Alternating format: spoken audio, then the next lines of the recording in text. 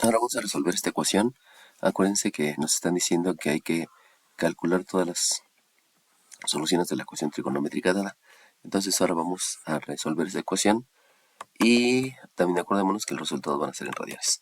Entonces primeramente fíjense cómo aquí solamente tenemos el elemento que era la función, la incógnita y obviamente el resultado. Aquí tenemos más elementos porque es la función, la incógnita, un sumando y el resultado. Aunque sea cero, de todas maneras ahí hay un resultado. Entonces se procede de la misma manera, que es saber cuál es el valor, calcular cuál es el valor de este ángulo que cumpla con esta ecuación. Acuérdense que se menciona por ahí un concepto que es satisfacer la ecuación. Entonces necesito saber qué valor de esta incógnita, al igual que lo que hice aquí, qué valores, en este caso hubo dos valores, que recuerden que todo me dio en grados sexagesimales y ya posteriormente lo convertí a radianes. ¿Y qué es lo más conveniente? Porque si en la calculadora ya lo configuro en radianes y el resultado me da 2.3, pues es complicado como que saber cómo está asociado al valor de pi. Por eso siempre es mejor calcularlo en grados sexagesimales y posteriormente hacer las expresiones en radianes. Entonces, tal cual una ecuación relacionada a álgebra, hacemos lo mismo. Para poder calcular el valor de esta incógnita, hay que quitar todo lo que no pertenece a la incógnita. Entonces, para poder quitar este más 1, pues simplemente es una operación inversa en el otro miembro. Entonces, si aquí tengo una suma, la operación inversa se hace en el otro miembro, obviamente se le hace con el 0, y de ahí me queda entonces que obtengo que la cotangente del ángulo es menos 1. Posteriormente sabemos que para obtener el ángulo se utiliza el concepto que es el de función inversa, tal cual lo hicimos en el ejercicio pasado. Entonces aquí utilizamos el concepto entonces de funciones, de función inversa. Recuerden que función inversa lo que está haciendo es intercambiar datos por resultados. Entonces aquí escribo función inversa, que es el concepto que voy a aplicar. Recuerden que este es dato y después del igual es el resultado. Entonces ahora este va a ser el dato en la función inversa y el ángulo va a ser el resultado. Entonces lo que escribo es que el ángulo, vamos a escribirlo aquí adelante, el ángulo, bueno aquí abajo, el ángulo es el arco cuya cotangente es menos 1. Y entonces aquí ahora nos topamos con una situación complicada, porque resulta que no existe el arco cotangente en la calculadora. Sí existe el arco seno en la calculadora, pero el arco cotangente no existe en la calculadora. Y ahí es donde tenemos que tener la habilidad de saber este, de cómo es que llego a un resultado de un triángulo y de un ángulo sin necesidad de utilizar la calculadora. Y precisamente eso es a través de los conceptos. Entonces revisamos el argumento. El argumento es menos 1. Para que el argumento sea menos 1, hay dos posibilidades. Que yo divida un más entre un menos o que yo divida un menos entre un más de números que sean iguales. Pudiera ser 5 entre 5, me da 1, que este es el 1. Pudiera ser 10 entre 10, que también obtengo 1. Pero vamos a buscar lo más fácil. Y lo más fácil es que este mida 1 y este mida 1. Y así sabemos que 1 entre 1 me da 1 porque es el mismo número. Más entre menos es menos. Y lo mismo ocurre con la otra posibilidad. Este 1 entre este 1. La división de números iguales me da por resultado 1. Y la división de signos diferentes por ley de los signos me da menos. Acuérdense que está mal dicho el concepto de cancelar, porque cancelar me hace referencia a que desaparece. Entonces, si yo cancelo el 1 con el 1, en realidad no hay nada y entonces no me daría el 1. Ahí es donde nuestra programación neurolingüística choca, porque debemos de tener bien claro la conceptualización. Y por favor ya no utilicen el concepto de cancelar o de pasar, aunque los maestros lo digan, porque muchos maestros ya modificaron su estructura neuro, el lenguaje asociado a las neuronas, y entonces decimos cosas inadecuadas que no tienen el concepto tal cual, que se llama programación neurolingüística. Entonces muchos maestros ya modificaron su programación neurolingüística y nos están basando en lo esencial, que es conservar la parte del lenguaje, al igual que muchos alumnos lo han hecho, ¿no? Entonces no se dice cancelar, simplemente hay que hacer una operación donde la división de dos números idénticos, como estoy repartiendo, si reparto 5 pesos entre 5 personas, pues le toca a 1 peso a cada persona. Esa es la interpretación que debo de llevar con el concepto. Si reparto un número igual, una cantidad igual entre una cantidad igual, pues le va a tocar de 1 a cada, de acuerdo a lo que estoy repartiendo. Bueno, ahora sí, ya teniendo eso, vamos a ver en qué momento ocurre esto, o sea, en qué cuadrante. Pero para eso también necesito entender cómo está definida la cotangente. Entonces, la definición, aquí le voy a escribir, la definición de la función trigonométrica. Recuerden que una cotangente está dada por un cateto adyacente entre un cateto opuesto. Aquí igual, un cateto adyacente, no, sí, aquí me equivoqué, cateto adyacente entre cateto opuesto. Y en este caso también debe ser un cateto adyacente entre un cateto opuesto. Entonces yo debo de acordarme, de acuerdo a la declaración de los ángulos en los 4 cuadrantes, donde se cumple esto. Entonces, recuerden que siempre en los 4 cuadrantes yo comienzo con el cateto adyacente, porque siempre es cateto adyacente derecha, cateto opuesto arriba, de regreso, que es la hipotenusa. Cateto adyacente, que es izquierda, cateto opuesto, que es arriba, y hipotenusa, que es de regreso. Recuerden que siempre estoy haciendo referencia a los ángulos que están con respecto al eje de las abscisas. Cateto adyacente izquierda, cateto opuesto hacia abajo y de regreso, que también estoy tomando este ángulo. Y por último, cateto adyacente derecha, cateto opuesto hacia abajo y de regreso a la hipotenusa. Entonces, de estos 4 triángulos necesito ver en cuál cuadrante, si en el primero, en el segundo, en el tercero o en el cuarto, se cumple esta situación, que el cateto adyacente sea positivo, que el cateto opuesto sea negativo, que el cateto adyacente sea negativo y que el cateto opuesto sea positivo. Entonces, como la definición me lleva también a asociarlo a una posición, yo puedo determinar que este cateto adyacente positivo es hacia la derecha y que este cateto opuesto negativo quiere decir que es hacia abajo. Esa es la posición.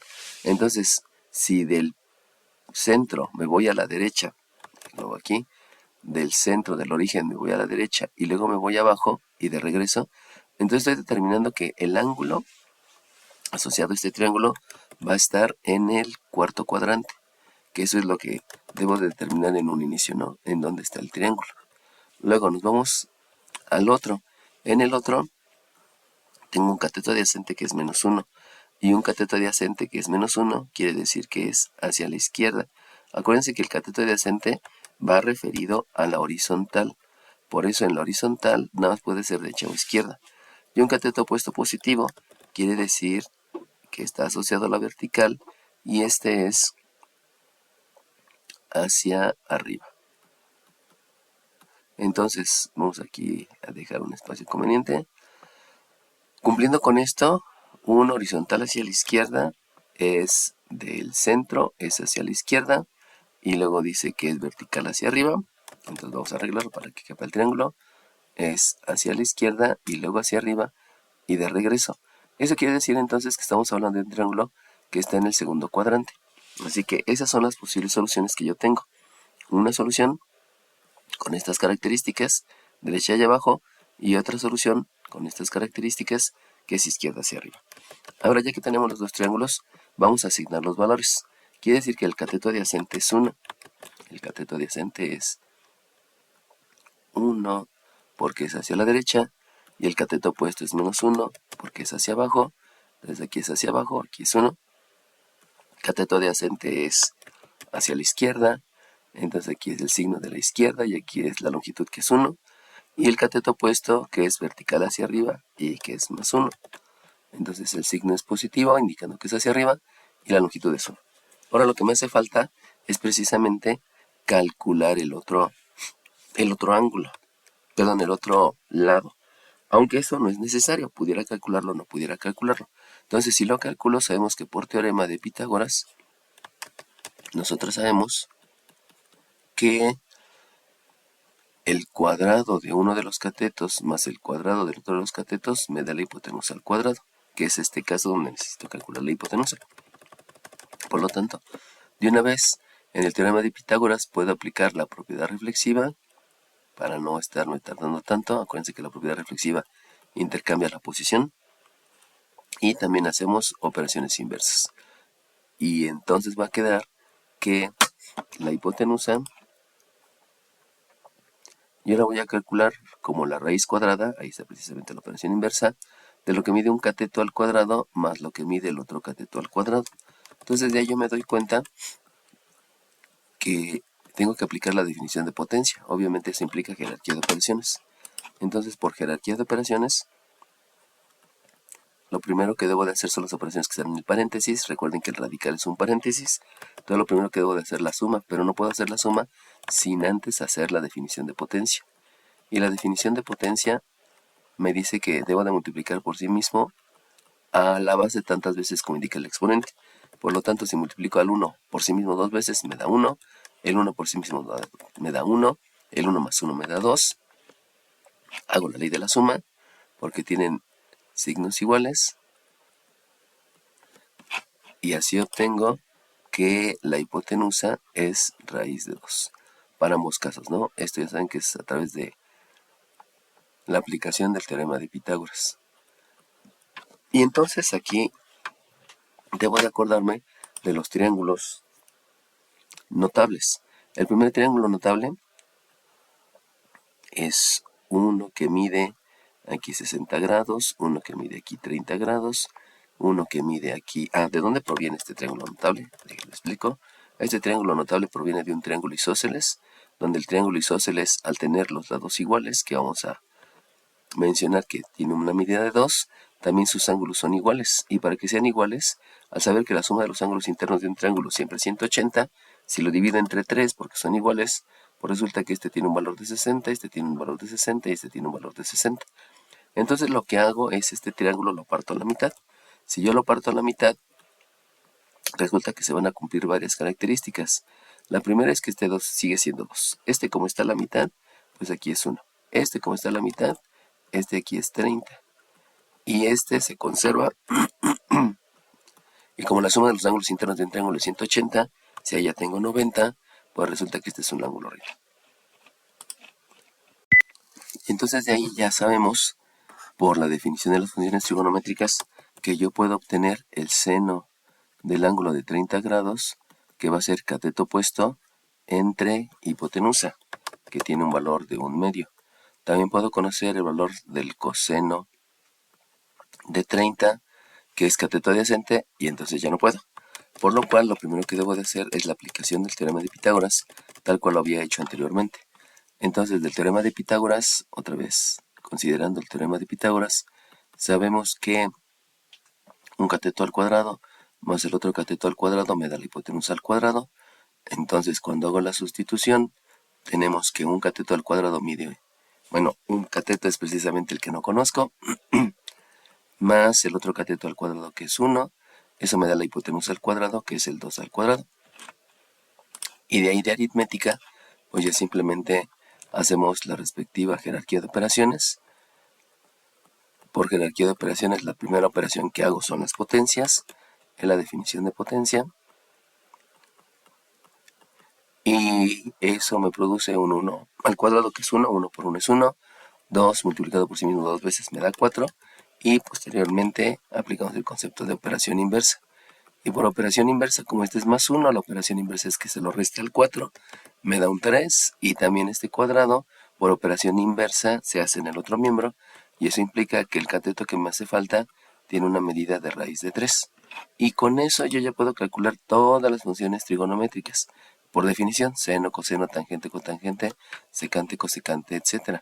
Sabiendo que este lado tiene un valor de raíz de 3.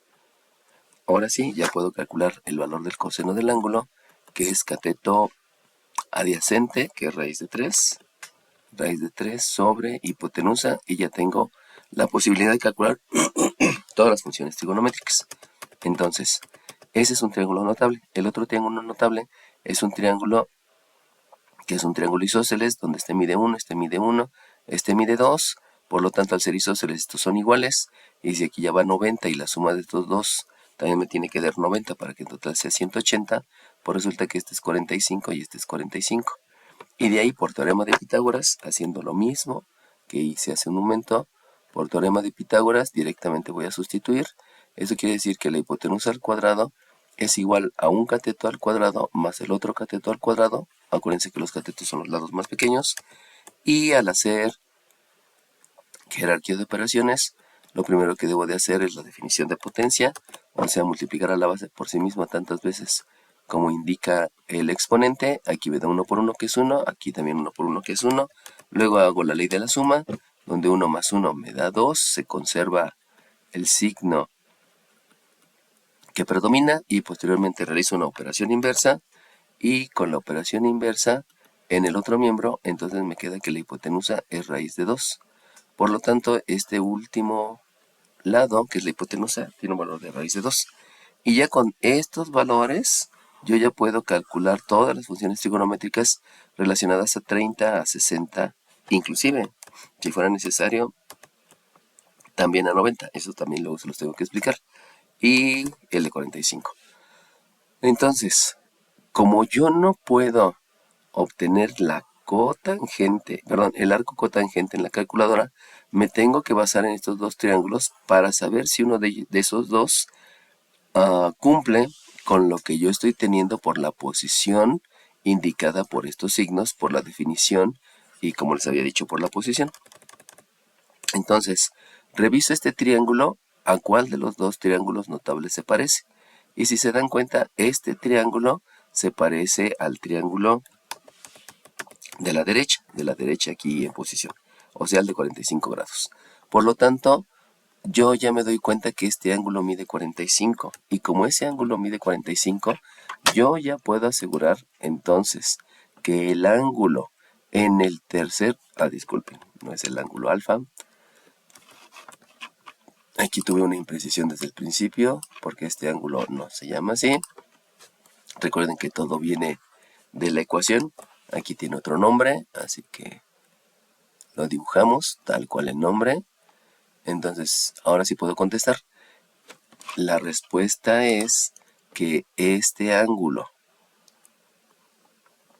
en el cuarto cuadrante va a tener una longitud de, habíamos dicho, 45 grados.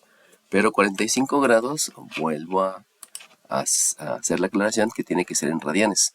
Entonces, si yo sé que 360 grados hexagesimales son 2 pi radianes, y por lo tanto 180 grados hexagesimales son pi radianes, no es necesario escribir la bolita, porque sabemos que estos son grados hexagesimales. Si fueran gradianes, aquí va la G.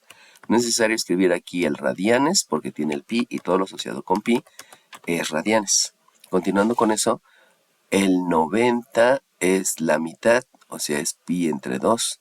Y entonces, por proporción directa, acuerden que proporción directa es que si una decrece, la otra también, o si una crece, la otra también. Entonces, por una proporción directa, yo sé que el 90 hay que dividirlo entre 2. Y si divido entre 2 el pi medios, quiere decir que hay que escribir otro 2 en el denominador, porque los que están en el denominador son los que dividen. Por lo tanto, este 2 por este 2 me da un 4, y ya puedo decir que 45 son pi cuartos. Entonces, este que está aquí tiene una medida de pi cuartos. Este de aquí mide pi cuartos. Pero acuérdense que está en el cuarto cuadrante. Y como está en el cuarto cuadrante, eso quiere decir que debe medir más de 90, más de 180, más de 270, hasta acá. En otras palabras, lo que yo debo de calcular es en radianes, que es el valor que tengo. Entonces, en radianes, la vuelta completa son 2pi.